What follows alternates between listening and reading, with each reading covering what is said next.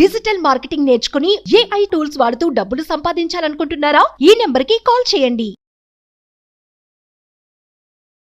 Hi hello నమస్తే, welcome to Suman TV. ప్రస్తుతం మనతో ఉన్నారు కెరియర్ గైడ్ వేణుగోపాల్ రెడ్డి గారు. సార్తో మాట్లాడదాం. నమస్తే సార్. నమస్తే నవీన మేడం.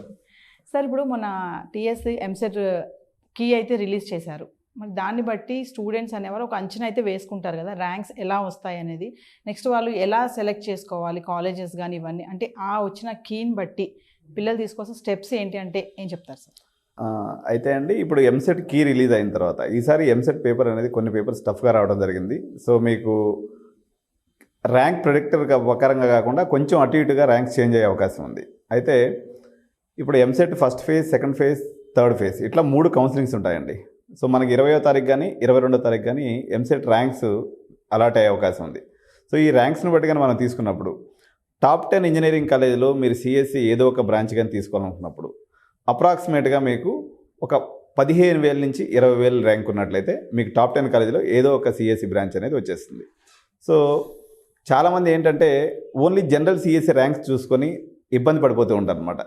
ఇంకొక విషయం ఏంటి అంటే, మనకు ఆంధ్ర పిల్లలు ఎవరైతే ఉన్నారో దగ్గర దగ్గర ఒక 60,000-70,000 మంది ఆంధ్ర పిల్లలు ఈ ఎంసెట్ రాస్తూ ఉంటారు ఇక్కడికి వచ్చి. సో అందువల్ల ఫస్ట్ ఫేజ్లో వాళ్ళందరూ ఆప్షన్స్ పెట్టుకుంటారు కదా, మనకు వస్తుందా రాదనేటువంటి బెంగ అనేది ఉంటుంది. అంటే నెంబర్ ఆఫ్ సీట్స్ మనకు చూసినప్పుడు ఓన్లీ తెలంగాణ రాష్ట్రంలో 1,00,000 ఎంసెట్ సీట్లు ఉన్నాయండి. అయితే రాసినటువంటి విద్యార్థుల సంఖ్య 2,45,000 ఉంది. సో ఇది చూసేసి 1:2 ప్రపోర్షన్లో మనకు సీట్ వస్తుందా రాదని గాబరా పడిపోయి పేరెంట్స్ అందరూ కూడా కాలేజీల దగ్గర పోయి మేనేజ్మెంట్ సీట్స్కి అడ్వాన్స్ డబ్బులు కట్టేస్తూ ఉన్నారు.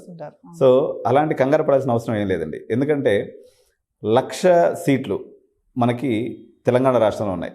అయితే సిఎస్సి మూవ్మెంట్ వల్ల అన్ని సీట్లను కూడా కాలేజీ వాళ్ళు సిఎస్సి కింద కన్వర్ట్ చేశారు. మెకానికల్, సివిల్, ట్రిపుల్ ఇలాంటి బ్రాంచెస్ అన్నీ కూడా ఆల్మోస్ట్ అన్ని కాలేజీలో క్లోజ్ అయిపోయినాయి.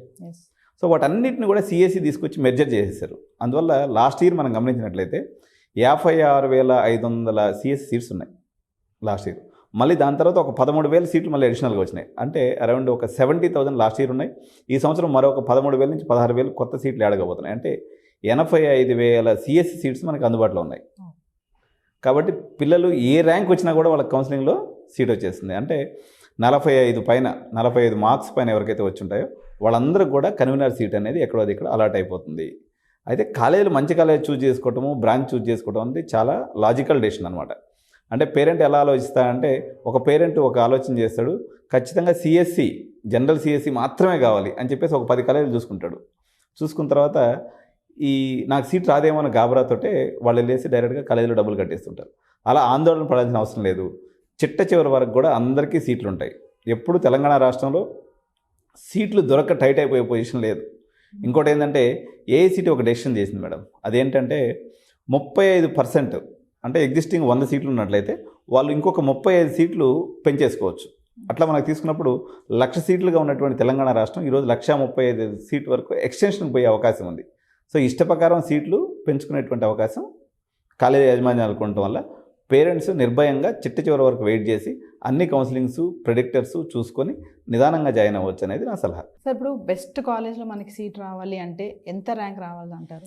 ఇప్పుడు జనరల్గా ఓసీ కేటగిరీ మనం తీసుకున్నప్పుడు టాప్ 10 కాలేజీలో తీసుకున్నప్పుడు మీకు అరౌండ్ ఒక 17,000 వరకు మీకు సీట్ అలాట్మెంట్ అవకాశం ఉందండి. 17,000 ర్యాంక్ ఎంసెట్ ర్యాంక్ వచ్చినట్లయితే ఓసీ జనరల్ వాళ్ళకి మీకు సీట్ అలాట్మెంట్ అవకాశం ఉంది. అంటే మంచి కాలేజెస్ అంటే ఇప్పుడు మనకి అటానమస్ కాలేజెస్ అని మంచి కాలేజెస్ అనేవాళ్ళం ఇంతకుముందు. ఇప్పుడు తెలంగాణ రాష్ట్రంలో ఏమైపోయినాయి, ఉన్న కాలేజెస్ మొత్తం అటానమస్ కాలేజెస్ అయిపోయినాయి.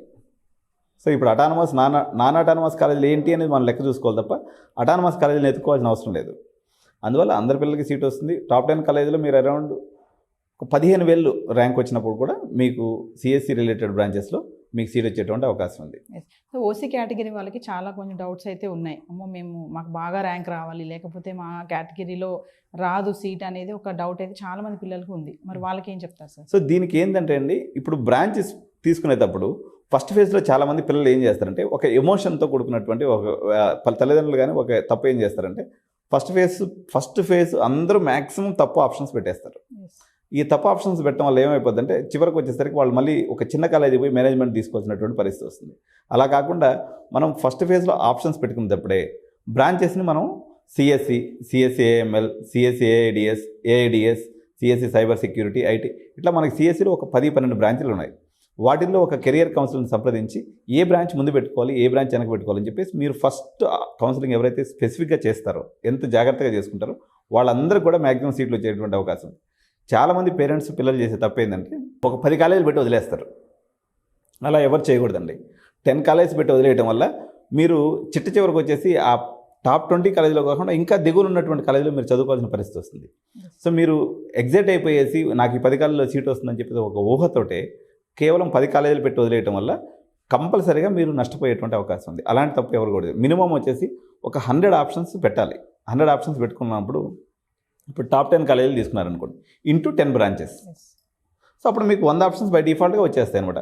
ఈ మినిమం 100 ఆప్షన్స్ కూడా ఎవరైతే 25 లోపల ఆప్షన్స్ పెడతారో 100% ఆ విద్యార్థులు నష్టపోయేటువంటి అవకాశం ఉంది. అలాంటి తప్పు జనరల్గా 30 to 40% పేరెంట్స్ చేస్తూనే ఉంటారు. వాళ్ళందరూ కూడా చివరి కౌన్సిలింగ్కి వచ్చేసి ఒక చిన్న కాలేజీలోనే ఏదో మారుమూల కాలేజీలో చేరాల్సిన పరిస్థితి వస్తుంది. సార్ ఇప్పుడు రిజల్ట్స్ వచ్చాక మనము కొంతమందికి బాగా చదివే పిల్లలు ఉంటారు, కొంచెం చదవని పిల్లలు కూడా ఉంటారు, అంటే డల్ స్టూడెంట్స్ ఉంటారు కొంతమంది. మరి అలాంటి వాళ్ళకి ర్యాంక్ సరిగా రానప్పుడు వాళ్ళు వెళ్ళాల్సిన నెక్స్ట్ స్టెప్ ఏంటంటారు? జనరల్గా నా సజెషన్ ఏంటంటే బీటెక్ సంబంధించినంత వరకు ఒక 70% లేదా వర్స్ట్ కేసులో 60% తక్కువ ఉన్నటువంటి పిల్లలు బీటెక్ చదవడానికి రావడం అనేది ఒక వృధా ప్రయాస. మీకు ఇప్పుడు మనకి దోస్త్ కౌన్సిలింగ్ కూడా స్టార్ట్ అయిపోయింది. 20వ తారీఖు నుంచి ఆప్షన్స్ ఉన్నాయి. మీకు డిగ్రీ కాలేజీలు 2 లక్షల పైనే సీట్లు ఉన్నాయి. దాంట్లో డిఫరెంట్ బ్రాంచెస్ ఉన్నాయి. దాంట్లో కూడా మీకు ఏఎంఎల్ ఉంది, సిఎస్సి ఉంది, సిఎస్సి రిలేటెడ్ బ్రాంచెస్ కూడా డిగ్రీ కాలేజీలో కూడా స్టార్ట్ చేయడం జరిగింది. కాబట్టి మీరు అటువంటి వాటికి ఎంచుకొని ఆ 3 years 4 years డిగ్రీ చేసుకొని మీరు హ్యాపీగా సెటిల్ అయిపోవడం మంచిది తప్ప మీరు బీటెక్ లాంటి ఒక కష్టమైనటువంటి కాంప్లెక్స్ అంటే లాజికల్ థింకింగ్, రీజనింగ్, అర్థమెటిక్ దీంట్లో ఒక కష్టమైనటువంటి వాతావరణం బీటెక్లో ఉంటుంది. సో 60% బిలో ఉన్నటువంటి తల్లిదండ్రులు ఎవరు చాలామంది పేరెంట్స్ మమ్మల్ని అడుగుతూ ఉంటారు, సార్ మా బాబుకి 50 వచ్చింది, నాకు టాప్ 10 ఇంజనీరింగ్ కాలేజ్ సీట్ కావాలి, 50 లక్షలైనా ఇస్తాను. సో 50 లక్షలు ఇచ్చి మీరు పెట్టినా అవి తీసుకుపోయి 8లో వేసినట్టే తప్ప మీ వాడు విద్యార్థిగా రాణించే అవకాశం ఎట్టి పరిస్థితిలో లేదు. సార్ ఫైనల్గా మా పేరెంట్స్కి ఏం చెప్తారు మీరు? ఎంసెట్ రిజల్ట్స్ వచ్చాక పిల్లల పట్ల పిల్లలు కన్ఫ్యూజన్లో ఉంటారు, పేరెంట్స్ కూడా, అంటే ఎలా వాళ్ళు ప్రిపేర్ అవ్వాలని చెప్తారు ఫైనల్గా? మీరు ఈ సంవత్సరం అయితే 2024 సంవత్సరంలో ఇది పేరెంట్స్ ఇయర్గా చెప్పొచ్చు. సో మనకి ఒక 5 ఏళ్ల క్రితం కానీ మనకు తీసుకున్నప్పుడు అది కాలేజీ వాళ్ళ డామినేషన్ ఇయర్. ఈ సంవత్సరం అయితే ఇది పేరెంట్స్ టైం. మీరు ఎంత బాగా నెగోషియేట్ చేసుకుని, ఎంత బాగా బార్గెయిన్ చేసుకుని, ఎంత బాగా ఆప్షన్స్ పెట్టుకున్నట్లయితే మీ డబ్బులు అంత సేవ్ చేసుకునే అవకాశం ఉందండి. ఇది చివరిగా చెప్పే మాట. థ్యాంక్ యూ అండి. సుమన్ టీవీలో మీ పర్సనల్ అండ్ బిజినెస్ ప్రమోషన్స్ కోసం కింది నెంబర్కి కాంటాక్ట్ చేయండి.